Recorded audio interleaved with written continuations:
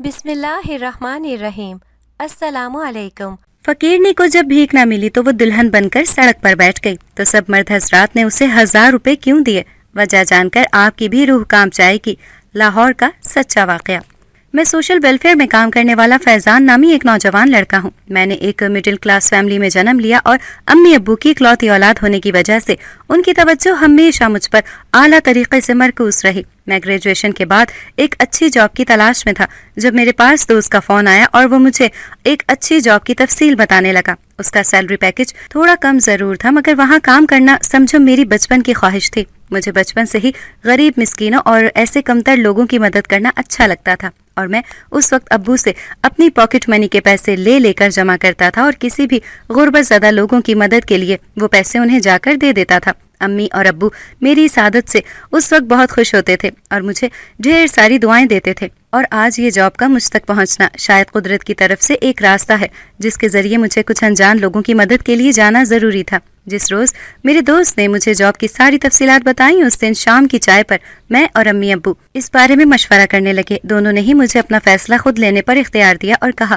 ہمیں تمہارے پیسوں سے کوئی غرض نہیں، چاہے سیلری کم ہو یا زیادہ، بس بیٹا ہمیشہ یاد رکھو جو تمہارا نیک مقصد ہے اسے پورا کرو اور ہمیشہ اپنے سے نیچے کم تر لوگوں کو دیکھو، نہ کہ زیادہ سے زیادہ کی آرزو کرو کیونکہ لالچ بری بلا ہے، یہ تو جانتے ہی ہو۔ اس روز میں نے خوشی خوشی اپنے دل سے فیصلہ کیا اور اس جاب کے لیے ہاں کر دی تھی۔ اگلے روز میں اپنے دوست وقاص کے ہمراہی جاب کے سلسلے میں گھر سے نکل پڑا تھا۔ ہم دونوں وقاص کی کار میں ہی تھے جب ہماری نظر سڑک کنارے بیٹھی دلہن کے لباس میں بیٹھی ایک کم عمر لڑکی پر پڑی جو بہت ہی بری حالت میں تھی۔ کار سے ٹکرانے ہی والی تھی کہ میں چیخ پڑا، روکو روکو وقاص، گاڑی روکو۔ وقاص نے گاڑی کو کنٹرول کرتے ہوئے فوراً ہی روک دیا تھا۔ نہ جانے کیوں ایسا محسوس ہوا کہ وہ سڑک کنارے اس لیے بیٹھی ہے کہ کوئی گاڑی اسے کچل دے یا وہ خود کسی گاڑی کے نیچے آ کر اپنی جان دے دے گی۔ میں تو فوراً ہی گاڑی سے اتر کر گیا تھا اور اسے اس طرح جب میں نے دیکھا تو آنکھیں ہی پھٹی رہ گئی تھیں، بال بکھرے ہوئے اور مرجھایا ہوا چہرہ جو بالکل زرد پڑا ہوا تھا۔ اور پھر اس نے جو کچھ ہمیں کہا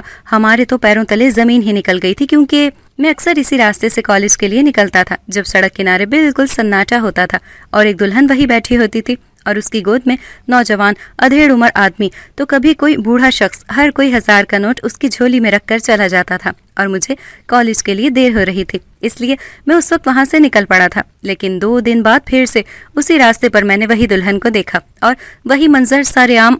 منظر سرعام دیکھنے کو مل رہا تھا کہ کوئی نوجوان تو کوئی آدمی، کوئی لڑکا یا کوئی بوڑھا بھی اس پر پہلی نظر دیکھتے ہی اسے 1000 کا نوٹ دے کر مسکراتے ہوئے چل پڑا۔ مجھے بہت ہی حیرانگی ہوئی مگر شرم کے مارے میں کچھ نہ پوچھ سکا کیونکہ وہ ایک کم عمر لڑکی تھی اور جب بھی میں اسے راستے میں دیکھتا تھا اس کے ہاتھ پیروں میں مہندی لگی ہوتی تھی اور ایک عجیب سی حالت میں دلہن کے لباس میں ملوث ہوتی تھی۔ کبھی کبھی مجھے اس پر ترس بھی آتا تھا مگر سمجھ نہیں آتا کہ ہر بار یہ ایک ہی دلہن کی طرح وہاں بیٹھتی ہے، اس کے پیچھے ضرور کوئی بات تو تھی۔ مگر سوچتے ہی میری نظر جب گھڑی پر پڑتی تو کالج سے مجھے دیر ہو رہی ہوتی اور میں چپ چاپ خاموشی سے یہ منظر آنکھوں میں لیے دور سے ہی گزر جاتا تھا اور یہ منظر ہر 2 دن، کبھی 4 دن تو کبھی ہفتے میں ایک بار ضرور دکھنے کو ملتا تھا۔ مگر حیرت تھی کہ وہی لڑکی، وہی حلیہ ہر بار، اور ساتھ ہی حیرت زدہ بات یہ تھی کہ وہ لڑکی دلہن بنی جہاں موجود ہوتی تھی اس راستے میں بڑے بڑے عالیشان امیروں کے گھر موجود ہوتے تھے اور سمجھ نہیں آتا تھا کہ اس کے ساتھ بھلا ایسا بھی کیا ہوا ہے جو اس طرح ہر کوئی اسے 1000 کے نوٹ دے کر چلا جاتا تھا۔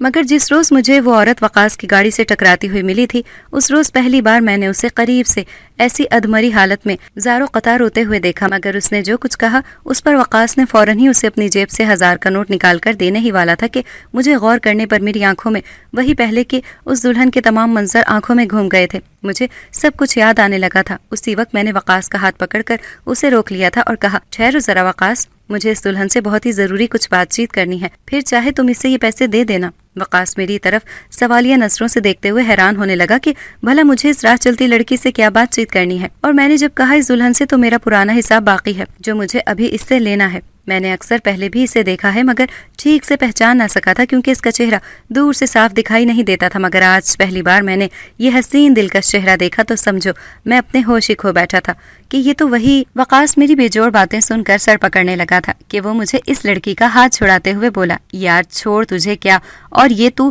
کیسی عجیب باتیں کر رہا ہے، بھلا یہ وہ کیسے؟ وہ ہمارے سامنے رونے لگی اور وقاص سے بولی صاحب یہ لڑکا لگتا ہے اس کا دماغی توازن ٹھیک نہیں ہے، میں پہلے ہی اپنے حالات سے تنگ آئی دکھوں کی ماری ہوں. میرے ساتھ جو حادثہ پیش آیا وہ دل دہلا دینے والا ہے، مگر یہ میری پریشانی کم نہیں کر سکتے، تو مجھے اس طرح سڑک کنارے راہ چلنے والوں کے سامنے ذلیل تو نہ کرو. میں آپ کے آگے ہاتھ جوڑتی ہوں، آپ لوگ جائیں یہاں سے. اگر میری مدد نہیں کر سکتے تو میری پریشانی اور تو نہیں بڑھائیں. وقاص یہ باتیں سن کر جھینپ گیا تھا. نہیں، ایسی کوئی بات نہیں، آپ یہ پیسے رکھ لیں. مگر میں نے وقاص کے ہاتھ سے پھر سے وہ پیسے چھین لیے تھے. وقاص کہنے لگا، تو پاگل تو نہیں ہو گیا یار، کیوں اس لڑکی کے پیچھے ہاتھ دھو کر پڑ گیا؟ چلتے ہیں یہاں، چھوڑ یہ پیسے، اسے دے دے اور چل. وقاص مجھے سمجھاتا رہا مگر میں اس کی بات سننے کو تیار نہ تھا، اور میں نے اس دلہن کا ہاتھ پکڑ کر زبردستی اسے گاڑی میں بٹھایا اور گاڑی خود چلانے لگا، اور باہر دیکھتے ہوئے غصے سے وقاص کو کہا، تو چلتا ہے یا میں جاؤں؟ وقاص بھی اس لڑکی کو گاڑی میں بیٹھا دیکھ کر گھبرانے لگا اور فوراً ہی ہمارے ساتھ چل پڑا. وہ لڑکی راستے بھر وقاص کو اپنی دکھ بھری کہانی سنانے لگی، اور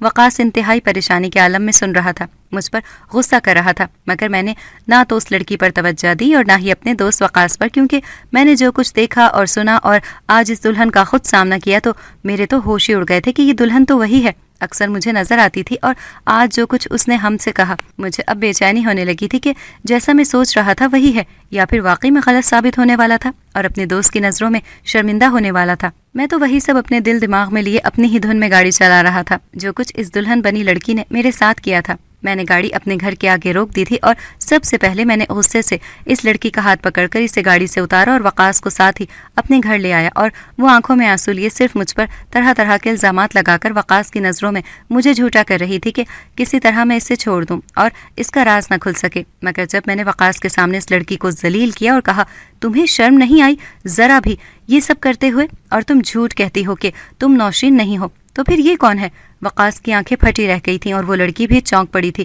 جب میں نے وقاص کو وہ تمام تصاویر دکھائیں جس وقت میں کالج کے راستے میں اکثر اس دلہن کو دیکھتا تھا. اور وقاص سوچ میں پڑ گیا تھا کہ لڑکی ہر بار دلہن بنی اس طرح. اور جب میں نے اس لڑکی کا دوسرا گہرا راز فاش کیا اور اپنی اور نوشین کی پرانی کچھ تصاویر دکھائیں تو وقاص تو اس نوشین کو غصے سے دیکھتے ہوئے ذلیل کرنے لگا اور جلی کٹے جملے کہنے لگا. مگر اس وقت تک میرا غصہ ٹھنڈا ہو گیا تھا. میں چاہے خود نوشین کو کچھ بھی برا بھلا کہنے لگا تھا، مگر جب میرے سامنے کوئی نوشین کو ایک لفظ بھی برا کہے تو میرا خون کھول جاتا تھا. اس وقت امی اور ابو بھی گھر پر آ چکے تھے جو کسی کام سے اس وقت گھر سے باہر گئے ہوئے تھے. دونوں ہی دلہن بنی نوشین کو آنکھیں پھاڑ کر دیکھنے لگے تھے اور اسے پہچان گئے تھے، مگر دونوں ہی وقاص کی طرح ابھی بالکل انجان تھے. اور امی تو جذبات میں بہتے ہوئے کہنے لگی، نوشین کیا ہوا بیٹی تمہارے ساتھ؟ ایسا کیا ہوا؟ سب خیریت؟ اور تم اس طرح دلہن بنی اس حالت میں یہاں؟ مگر اس وقت بھی نوشین آنسو بہا کر وہی سب کہہ رہی تھی جو راستے میں اس نے وقاص اور مجھ سے کہا تھا. اس کی باتوں میں کوئی بھی بآسانی آ سکتا تھا، مگر میں اس سب سے پہلے اچھی طرح واقف تھا کیونکہ سالوں پہلے میرے اور اس کے درمیان جو کچھ ہوا تھا وہ ایک دھوکے کے سوا کچھ نہ تھا. مگر جب امی اور ابو کو میں نے اس کی وہی تمام راستے میں دلہن بنی تصاویر دکھائیں تو دونوں ہی حیران تھے کہ بھلا اگر یہ سچ کہہ رہی ہے کہ اس کے ساتھ یہ سب ہوا ہے تو ایک بار ہوتا، بھلا بار بار ہی کیسے ممکن؟ اب بہت کچھ ہو چکا تھا اور نوشین جان گئی تھی کہ اب اس کا راز سب کے سامنے کھول ہی گیا ہے. پہلے تو وہ میری جلی کٹی باتیں سنتی رہی اور پھر جب اس کا صبر جواب دے گیا تو وہ خود کو جھوٹا، مکار اور دھوکے باز یہ سب برداشت نہ کر سکی اور اپنے کانوں پر ہاتھ رکھ کر چیخ پڑی، چپ کرو، خاموش ہو جاؤ، بس بہت ہو گیا ہے. وہ غصے سے آنسو بہاتے ہوئے میرا ہاتھ پکڑ کر مجھے واپس اپنے ساتھ لے جانے لگی تھی اور پیچھے پیچھے وقاص میرے ساتھ چل پڑا تھا. وہ نہ جانے مجھے کہاں لے جا رہی تھی، مگر اس طرح اس کو پھر سے بے حال دیکھتے ہوئے میری تو جان ہی اٹک گئی تھی. مجھے تو خود سمجھ نہیں آ رہا تھا کہ یہ سب جو کچھ ہو رہا تھا وہ کیا تھا، اور کیا واقعی آج بھی میرے دل میں نوشین کے لیے وہی سب کہیں نہ کہیں باقی ہے جو سالوں پہلے تھا. نوشین مجھے دور راستے ایک سڑک کنارے لے آئی تھی اور سامنے ہی ایک کچا پکا جھونپڑی نما مکان تھا. وہاں اشارہ کرتے ہوئے کہنے لگی، چلو تم دونوں میرے ساتھ اور دیکھو اپنی آنکھوں سے. تم لوگ مجھے دھوکے باز کہو یا آوارہ لڑکی یا کوئی بھی غلط نام سے چاہے مجھے پکار لو، مجھے کوئی فرق نہیں پڑتا، مگر میرا راز اپنی آنکھوں سے دیکھو اور پھر فیصلہ کرو کہ میں صحیح تھی یا غلط. جو آج دلہن بنی میں یہ سب کرتی پھرتی ہوں کہ سب مجھے ہزار کے نوٹ دیے چلے جاتے ہیں. ہم دونوں، میں اور وقاص، نوشین کے ساتھ اس جھونپڑی نما مکان میں آ گئے تھے اور سامنے کی طرف انگلی اٹھا کر جب نوشین نے اشارہ کیا، وقاص اور میری نظریں تو شرم سے فوراً ہی جھک گئی تھیں. ہمارے اوپر تو قیامت ہی ٹوٹ پڑی تھی کہ سامنے اور ہم دونوں نوشین کے سامنے نظریں اٹھا کر دیکھ بھی نہیں پا رہے تھے. اور وقاص مجھے دیکھتے ہی بولا، اب تو بتا مجھے یہ سب کیسے اور کیا ہوا تھا تیرے ساتھ؟ تو اس لڑکی نوشین کو کیسے جانتا ہے؟ میں روتے ہوئے وقاص کا ہاتھ پکڑ کر واپس گاڑی میں آ کر بیٹھ گیا تھا اور کہا، آج سے 5 سال پہلے نوشین میری منگیتر تھی. وقاص میری طرف حیرانگی سے دیکھنے لگا تھا. میں نے کہا، ابو کے بہت ہی اچھے بچپن کے دوست حارث انکل ہمارے گھر ہمیشہ آتے رہتے تھے اور ابو کی حارث انکل سے بہت ہی گہری دوستی تھی. حارث انکل کی نوشین ہی اکلوتی اولاد تھی، جس طرح میں اپنے والدین کا۔ ابو اور حارث انکل نے تو اپنی دوستی رشتہ داری میں بدلنے کے لیے نوشین اور میرا رشتہ بچپن میں ہی طے کر دیا تھا، اور پھر حارث انکل کو جب اپنی بیماری کینسر کا پتہ چلا تو وہ کینسر کے لاسٹ سٹیج پر تھے اور ان کے پاس زیادہ وقت نہ تھا۔ تب انہوں نے اپنی آخری خواہش ظاہر کر کے ابو سے میری اور نوشین کی شادی کرنے پر زور دیا، مگر اس وقت میری پڑھائی چل رہی تھی اور میرے پاس کوئی ڈھنگ کی نوکری بھی نہ تھی۔ جب ابو نے فی الحال منگنی کرنے کا فیصلہ کیا اور بہت ہی سادہ طریقے سے ہماری منگنی کی رسم ہو گئی تھی، مگر جو ہی رسم ہوئی اسی وقت حارث انکل کی طبیعت اچانک ہی بگڑ گئی تھی اور انہیں ہسپتال لے جانا پڑا تھا۔ اس وقت ابو نے جو کچھ ہو سکا ان کی مدد کے لیے آگے بڑھ کر ان کا پورا ساتھ دیا، مگر کینسر کی وجہ سے حارث انکل کو بچانا بہت ہی مشکل ہو گیا اور وہ کچھ ہی دیر میں وہیں دم توڑ گئے تھے اور نوشین کو تنہا چھوڑ گئے تھے۔ ابو نے ان کے مرنے کے بعد نوشین کو اپنی ذمہ داری سمجھ کر اس کے سر پر ہاتھ رکھا اور شادی کے لیے 1 سال کا وقت طے کیا، مگر اس 1 سال کے عرصے میں نہ جانے میری قسمت میں ایسا کیا لکھا تھا کہ نوشین نے ایک روز گھر آ کر منگنی توڑ دی تھی اور ہم لوگوں کو صاف کہہ دیا تھا کہ ان کی زندگی میں ہم لوگوں کے بعد کوئی دخل اندازی نہ کرے۔ ابو کا میرے بابا سے جو کچھ رشتہ تھا اور دوستی تھی، بابا کے مرنے کے بعد وہ بھی ختم، تو یہ رشتہ بھی ختم۔ اس وقت مجھے نوشین کے اس رویے سے بے حد صدمہ لگا تھا، اور جب زیادہ زور دینے پر نوشین نے مجھے صرف اتنا کہا کہ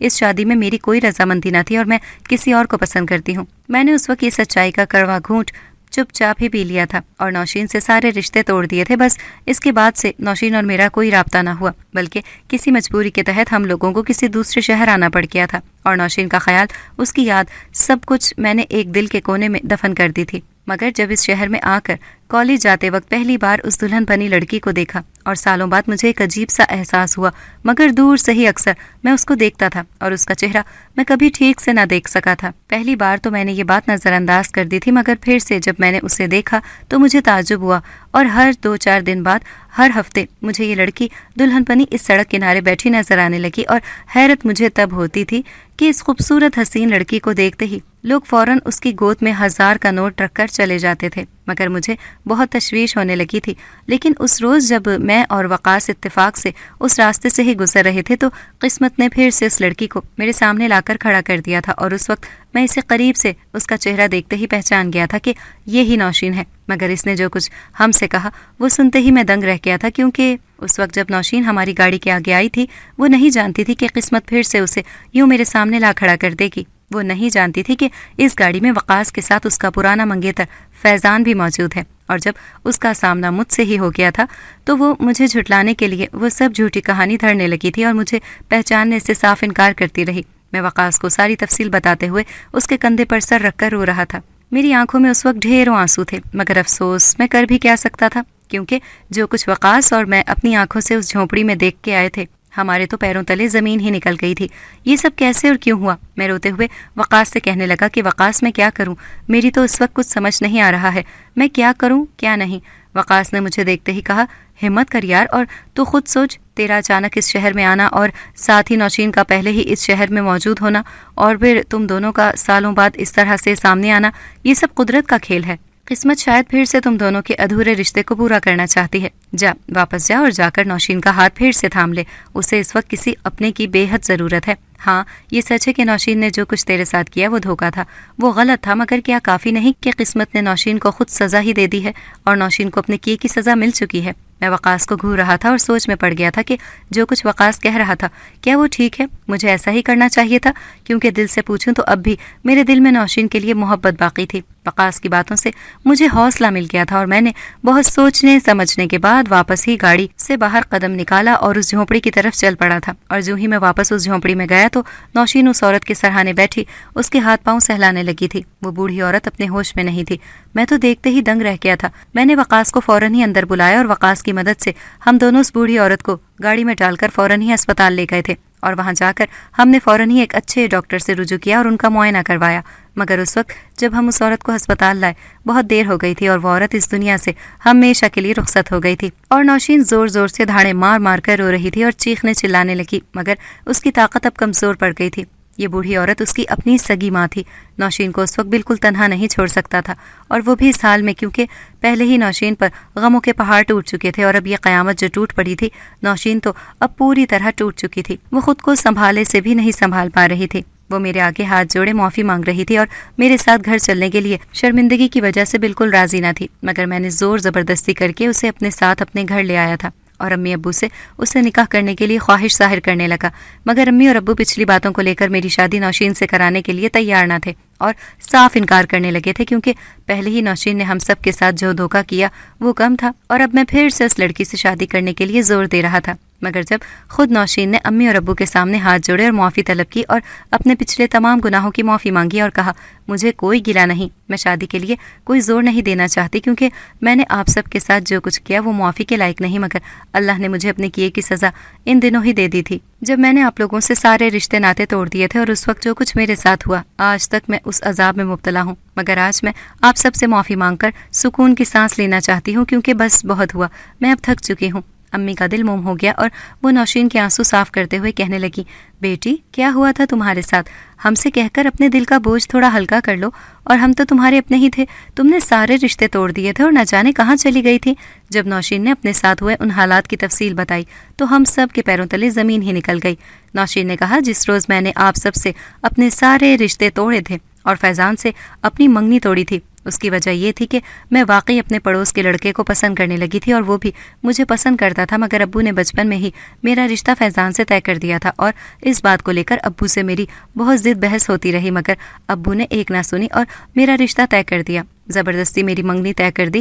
مگر منگنی کے دن میں نے اس لڑکے سے فون پر باتیں کی تھیں کہ گھر سے بھاگنے کے لیے میں تیار ہوں۔ اسی وقت ابو نے وہ سب سن لیا تھا اور صدمہ برداشت نہ کر سکے، اور انہیں کینسر کی بیماری نے تو پہلے ہی ختم کیا ہوا تھا، اور اب یہ صدمہ کہ جوان بیٹی اس گھر سے بھاگے گی، بس اس صدمے کی وجہ سے ان کی موت ہو گئی، اور مجھے تو ابو کی موت کے بعد موقع مل گیا تھا اور میں نے اپنا کام بآسانی کر دیا تھا۔ منگنی توڑ دی تھی، مگر جب امی نے سب دیکھا تو وہ مجھے ڈانٹ ٹپٹ کرنے لگی، اور خوب ضد بحث کرنے کے بعد میں نے ان کی بھی ایک نہ سنی اور اس لڑکے کے ساتھ بھاگ کر شادی کر لی اور اس شہر میں آ گئی تھی، مگر میری ماں وہاں اکیلے کب کیسے اسی بیماری میں مبتلا ہو گئی جو میرے ابو کو تھی۔ امی کو بھی کینسر نے جکڑ لیا تھا اور ان کے پاس بھی اپنی زندگی کا بہت ہی کم عرصہ رہ گیا تھا۔ اس وقت میں اپنی امی کو معافی تلافی کے لیے یہاں اپنے ساتھ اسی شہر میں لے آئی تھی اور ان کا علاج کروانے لگی تھی۔ ایک طرف امی کے علاج کے لیے مجھے پیسوں کی کافی ضرورت تھی، اور دوسری طرف میرا شوہر جو نشہ کرنے کا عادی تھا اور رات گھر دیر سے آتا اور مجھے مار پیٹ کرتا، اور پیسے جوئے کھیلنے کی عادت میں اس نے سب گھر کا سامان، میرے زیورات اور یہاں تک کہ گھر بھی بیچ ڈالا تھا،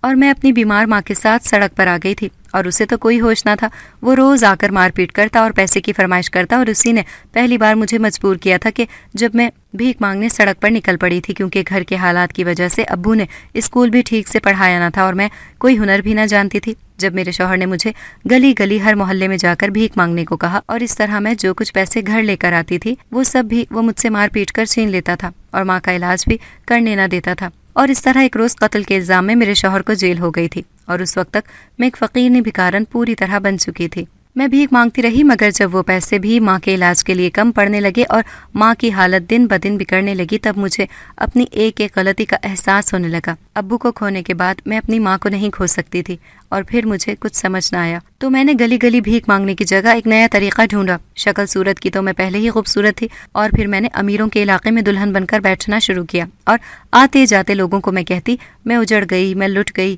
میرے شوہر کا ایکسیڈنٹ ہو گیا، میری ابھی ابھی شادی ہوئی تھی، میرا کوئی نہیں ہے، اس کے علاج کے لیے مجھے کچھ پیسے چاہیے، کوئی میری مدد کر دے، کوئی میرا ساتھ دے دے۔ تو کبھی کہتی دلہن ہوں، میرے ساتھ ایک حادثہ ہو گیا اور میرا سب کچھ لٹ گیا، میرا شوہر مر گیا، میرا کوئی ٹھکانہ نہیں۔ کبھی کہتی مجھے چوروں نے لوٹ لیا، میرے گھر والوں کو جان سے مار دیا، مجھے کچھ پیسے دے دو، میری مدد کر دو، اللہ کا کوئی بندہ میری مدد کر دے۔ اور جس دن میں وقاص اور فیضان کو ملی تھی، اس وقت میں نے چہرے پر جلے ہوئے کا ماسک لگایا ہوا تھا اور کہا تھا کہ میرے شوہر نے شادی کی رات ہی مجھے جلا دیا، میرے چہرے پر تیزاب پھینک دیا اور گھر سے نکال دیا، مجھے طلاق دے دی، مجھے علاج کے لیے پیسوں کی ضرورت ہے۔ اس طرح وقاص نے ترس کھا کر مجھے 1000 کا نوٹ دیا تھا، اور فیضان نے مجھے اس وقت پہچان لیا تھا۔ میں اس طرح پیسے اکٹھے کرتی تھی اور اپنی ماں کا علاج کرواتی رہی، اور اس طرح میں نے بھکارن بن کر بھیک مانگ کر ماں کے علاج کے لیے اور ان کے خرچ کے لیے پیسے جمع کیے تھے۔ مگر جب پیسوں کی کمی میسر آنے لگی تو میں نے بھکارن سے دلہن کا روپ اختیار کر لیا تھا، اور امیروں کے لڑکوں کے آگے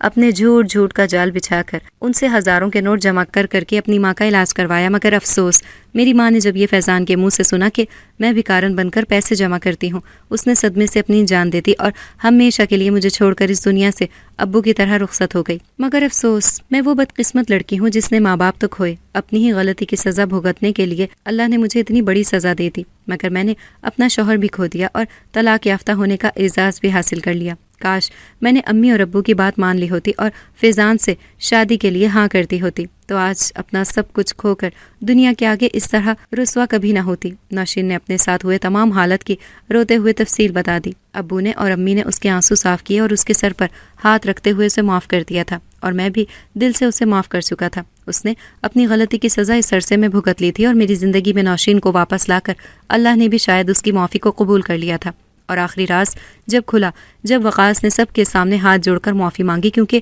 وقاص سے میری اسی شہر میں نئی نئی دوستی ہوئی تھی، مگر وقاص وہی لڑکا تھا جو جیل سے سزا کاٹ کر آیا تھا، اور وہ بھی سدھر گیا تھا۔ وقاص ہی وہ لڑکا تھا جس نے نوشین سے بھاگ کر شادی کی تھی اور اسے بھکارن بننے پر مجبور کر دیا تھا، مگر جب قسمت نے ایک بار پھر سے فیضان، نوشین اور وقاص کا سامنا کروایا، جس دن نوشین جان کر گاڑی سے ٹکرائی تھی، کیونکہ وہ انجان تھی کہ اس گاڑی میں ایک طرف اس کا پچھلا منگیتر فیضان ہے اور دوسری طرف اس کا شوہر وقاص جو اسے طلاق دے چکا تھا۔ وقاص اور نوشین ایک دوسرے کو اپنی سچائی سے انجان رکھنے کے لیے فیضان کے سامنے ایسا انجانہ برتاؤ ظاہر کرنے لگے کہ ایک دوسرے کو کبھی جانتے ہی نہ تھے، کیونکہ نوشین تو طلاق لے ہی چکی تھی، وقاص اپنی سزا جیل میں کاٹ کر آ چکا تھا، وہ بھی پوری طرح بدل گیا تھا، مگر قسمت نے تینوں کا سامنا پھر سے کروا کر دو بچھڑے ہوئے لوگوں کو اس انسان کے سہارے ہی پھر سے ملایا، جس کے بیچ آنے کی وجہ سے یہ دونوں بچھڑ گئے تھے۔ اس طرح نوشین کا دلہن سے بھکارن اور پھر بھکارن سے دلہن کا سفر آج اختتام کو پہنچا، جب فیضان کی امی اور ابو نے قاضی بلا کر نوشین اور فیضان کا نکاح کروایا۔ اگر آپ کو ہماری آج کی کہانی پسند آئی ہے تو اسے لائک کریں، شیئر کریں اور چینل کو سبسکرائب کرنا مت بھولیے گا، تاکہ آپ کو ہر نئی آنے والی ویڈیو کا نوٹیفیکیشن بر وقت ملتا رہے۔